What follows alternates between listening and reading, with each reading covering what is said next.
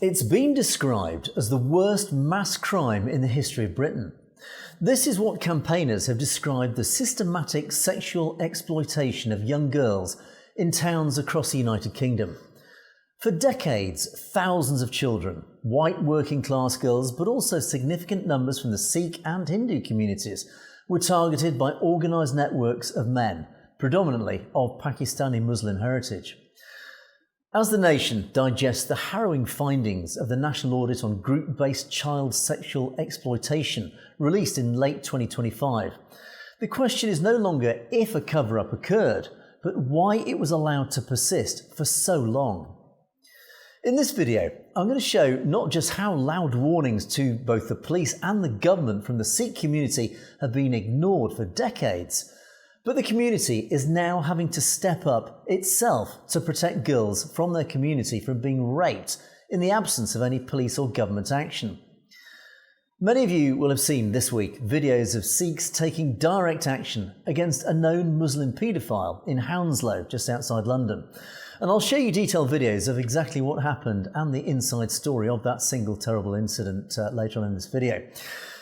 The true scale of the scandal is only now coming into terrifying focus. While early inquiries in Rotherham in 2014 identified 1,400 victims in a single town, the 2025 National Audit has suggested the national figure is far, far higher. Campaigners and victim support groups estimate that over the last 30 to 40 years, potentially hundreds of thousands of young girls may have been exploited. Historically, the abuse followed a distinct pattern in towns like Rotherham, Rochdale, Telford, Oxford, Huddersfield and Newcastle, amongst others. Groups of men, often linked through taxi networks or takeaways, targeted vulnerable young girls, sometimes as young as 11, with alcohol, drugs and affection, before coercing them into sex. These girls were then passed around the network, trafficked to other towns and subjected to horrific violence. The 2025 audit finally confirmed what local communities had known for years. While child sexual abuse is committed by men of all backgrounds, group-based on-street grooming in these specific areas showed a stark over-representation of men from Pakistani Muslim backgrounds. For instance, data from Greater Manchester and Yorkshire reviewed for the audit indicated that in group-based exploitation cases, the proportion of Asian offenders was vastly higher than their demographic presence would predict. What is scandalous is that it has taken nearly 3 decades or longer for a cohesive national police response to emerge. Despite the Sikh community highlighting the fact young Sikh girls were being targeted even back as far as the 1970s, the issue was only first flagged in internal police reports as early as the late 1990s and early 2000s. In 2003, a police operation in Keighley in Yorkshire identified the specific modus operandi of these gangs, yet the lessons were not applied nationally. It's likely this delay is down to the police not taking the Sikh community's warnings seriously. It was only when young white girls began to be the regular targets of these gangs that the police did eventually start to take note. For years, police forces treated these crimes not as child abuse, but as child prostitution.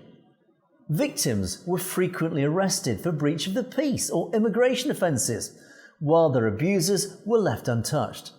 It was only after the landmark J report regarding Rotherham in 2014 that the police began to publicly acknowledge the specific nature of these gangs. However, even after 2014, consistency was lacking. It wasn't until the national audit in December last year that the police service as a whole was forced to confront the culture of ignorance that Baroness Casey described as pervasive in law enforcement. So why have the police been reluctant to pursue this issue? Well, the primary driver for police reluctance was a paralysing fear of being accused of racism. Baroness Casey's 2025 report was damning in its assessment, stating that authorities shied away from identifying the ethnicity of perpetrators to avoid inflaming community tensions. Police officers and social workers reported a culture where raising concerns about the specific demographic profile of these gangs, Pakistani Muslim men targeting white or Sikh girls, was seen as, quote, professional suicide. In Rotherham, the 2014 inquiry found that police were nervous about giving oxygen to the far right, groups like the BNP or the EDL, and therefore suppressed evidence of the gang's ethnicity. This political correctness created a vacuum of justice where the rights of the perpetrators not to be stigmatised were effectively prioritised over the safety of children. As Casey noticed, it is not racist to examine the ethnicity of offenders. Yet for 30 years, British policing acted as if it were.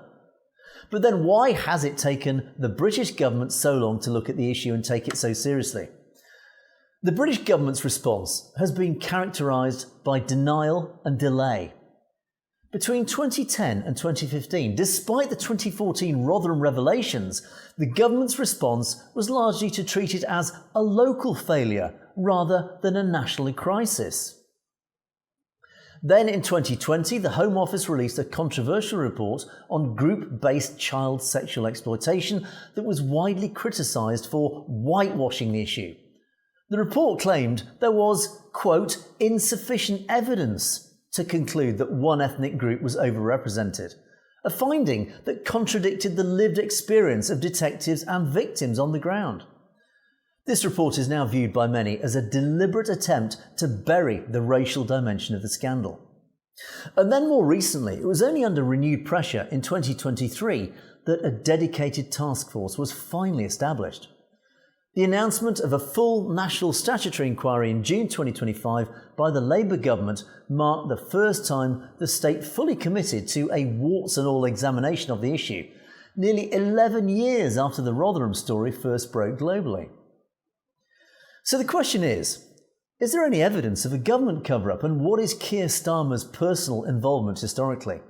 Well, allegations of a cover-up centre on the suppression of data. The refusal to release the 2020 Home Office findings for months and the subsequent sanitised version that was eventually published is cited by critics as evidence of a state-level cover-up to maintain social cohesion, at least. Starmer's role himself is a lightning rod for controversy. Starmer served as Director of Public Prosecution of the DPP from 2008 to 2013. This was a critical period when many of these gangs were operating with impunity. Critics include high-profile voices like Elon Musk and victims groups, and they argue that under Starmer's tenure, the CPS, the Crown Prosecution Service, failed to prosecute grooming gangs effectively. They point to the 2009 decision by the CPS initially not to prosecute the Rochdale gang, claiming the victims were unreliable, a decision overturned only after a new prosecutor, Nazir Afzal, took charge.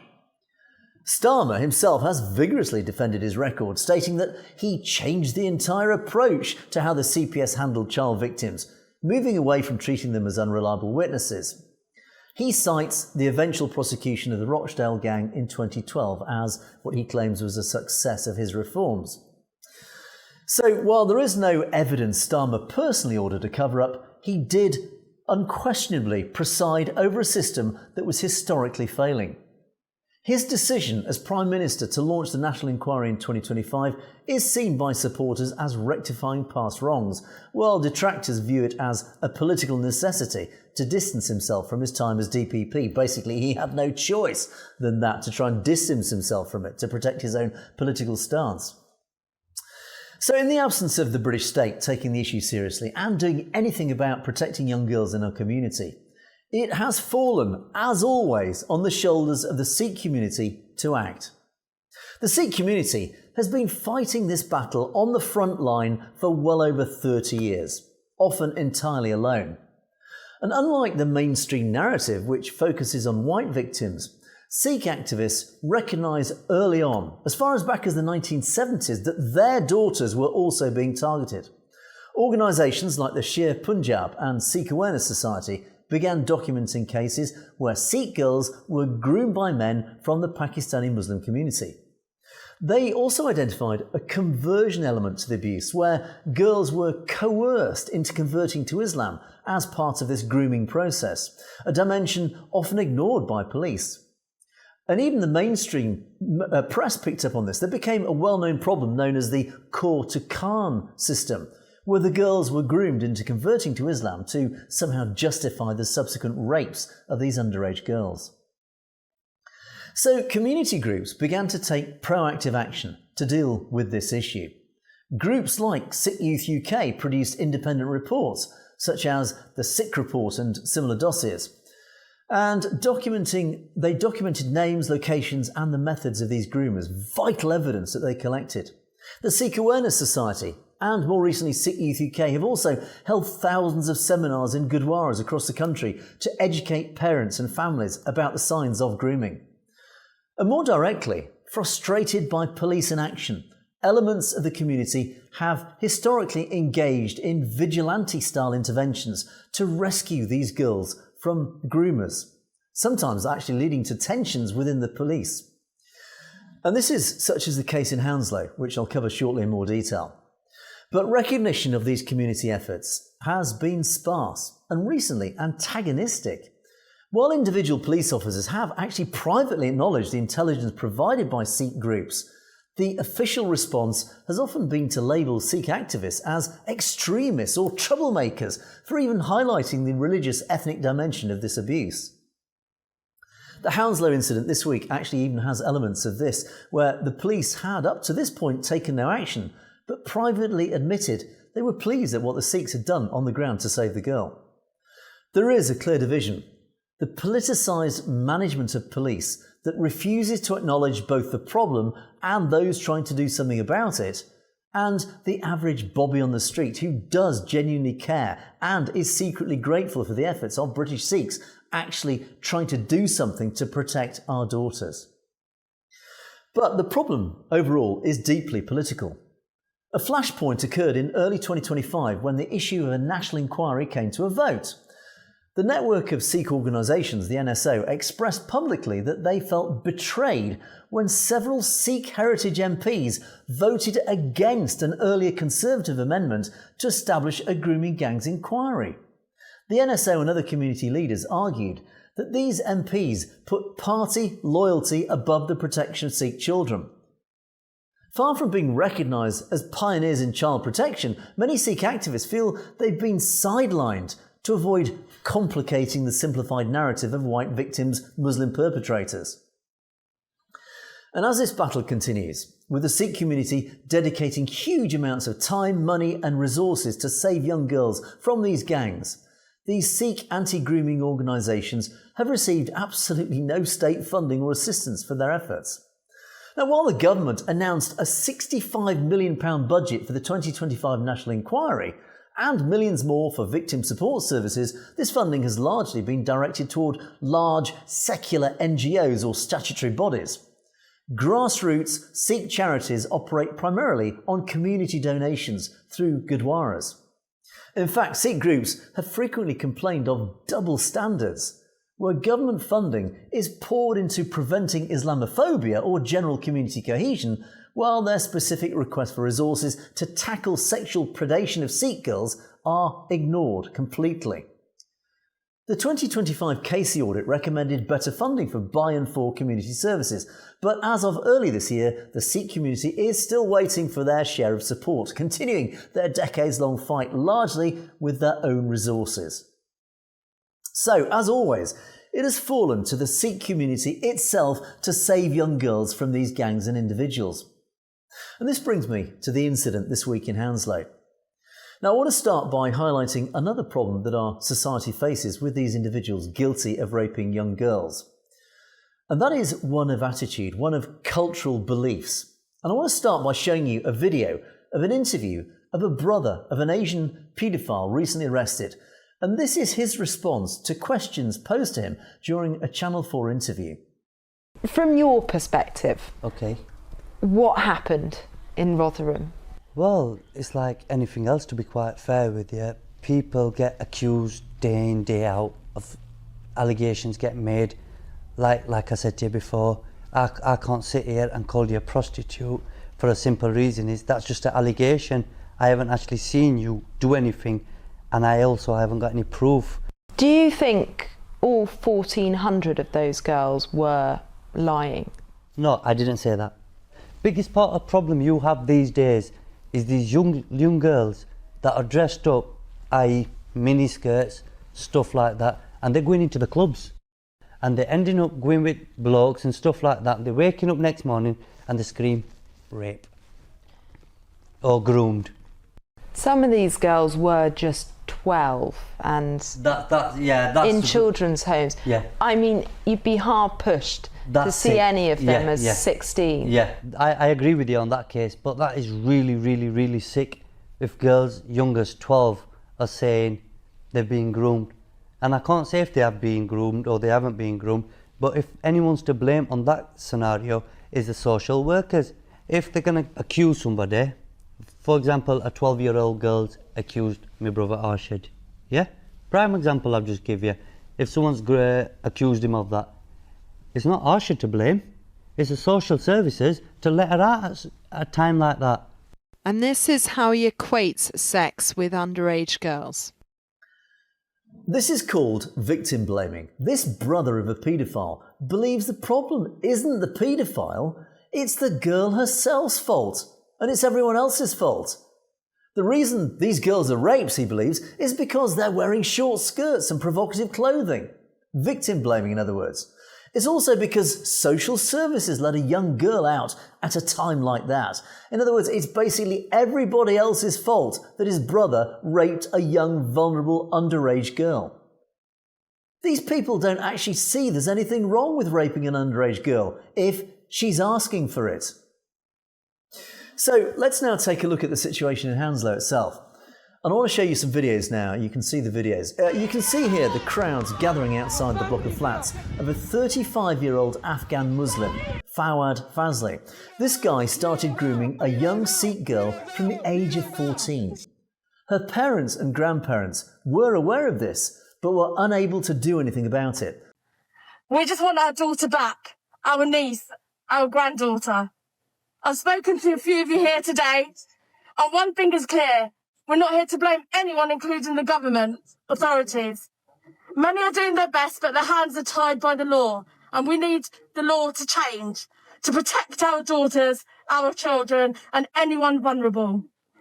This is not just about Sikh girls.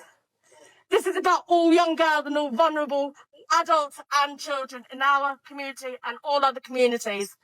Grooming has become an epidemic, and the current laws are not strong enough. A groomed child cannot scent. Comfort is not safety. Brainwashing is abuse. There is a school just around the corner, right on the doorstep of here, where these things are happening. What we should all be concerned about. Our girls, our children are going there. If we do not act now, more young girls and vulnerable people will be at risk. We are not here for violence. We're here to stand together, peacefully and respectfully and powerfully. To say this must stop, we need to keep standing, keep speaking and keeping our people together as a community. Let's protect our daughters, our nieces, our grandchildren and all vulnerable people in the community. Thank you for standing here with me today and my family, and together let's change the law. The girl was groomed and voluntarily began staying over, effectively living with this man, presumably being subjected to sexual relations during the following 2 years. And many understandably ask, why didn't the police or the state do anything about it? Well, in fact, the family did go to the police and social services finally did become involved. But their reaction? They concluded that as long as the girl returned home each night, there was nothing else they could or would do about it. So despite the family hating the fact, the girl continued to stay at the paedophile's house despite still being underage. When she should have been going to school, instead she was in the grip of a Muslim paedophile day after day.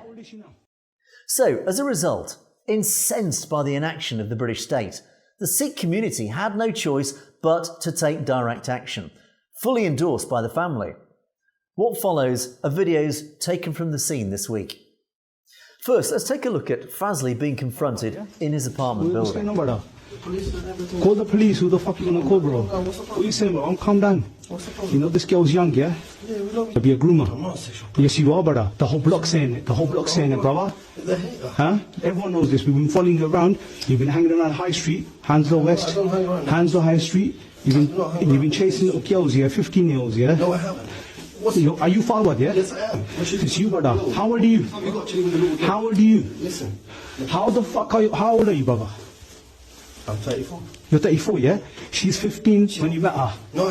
How old is she now? She's 16. So it's okay for you. It's okay for you. Listen, hold on. From 5 in the morning till fucking 9 o'clock, 10 o'clock at night, you're keeping it in your flat, and there's 5-6 men there, yeah? 5-6 men. Brother, listen to me. Listen to me. Yeah? The whole Sikh community knows about this, yeah? I'm telling you right now. It doesn't matter if she's Sikh, it doesn't matter if she's white, it doesn't matter if she's Muslim, it doesn't matter. How you gonna love? You're saying you love each other now? So you love a little 16-year-old, yeah? Brother, you're a nonce. You're a nonce. Listen. You're a paedophile, you're a groomer. Whatever you want to. I'm telling you what you are. I'm telling you what you are, bro. What then followed was a group from Sher Punjab, the organisation who took it upon themselves to act, banging on Fazli's apartment door, demanding he returned this poor girl back to her family. And according to witnesses, this man had been up to his illegal activities from his flat for the last 9 years. Now, you'll also note that the police have now been called, and they do turn up partway through the situation. And I was told by a member of Sher Punjab that one of the policemen there did quietly thank them for their efforts, acknowledging that their hands are tied by senior officers and politicians. But these guys on the street know the problem and are deeply grateful for people like Sher Punjab basically doing the job that they themselves wish they could be doing themselves. Everybody knows about this. Even the neighbours. I've seen the video. Yes, even the neighbours are saying, they go, we've seen it. We know what you're talking about. The door's been opened. The girl in there, she looks like she's 12 years old. It's absolutely ridiculous. The police are turning a blind eye to this. The parents have gone to the police many times and nothing is being done about this. Why is this allowed in 2026 in the UK? This is supposed to be one of the greatest countries in the world. How is this allowed?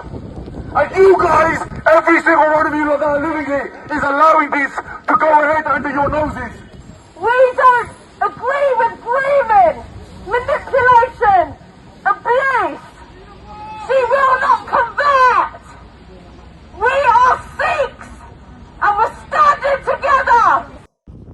And finally, though, Fazli was arrested and the young girl returned to her family. And I was told by my source at Sher Punjab, who was there, that her grandmother, with tears in her eyes, actually hugged him and thanked him beyond words for saving her granddaughter from this man.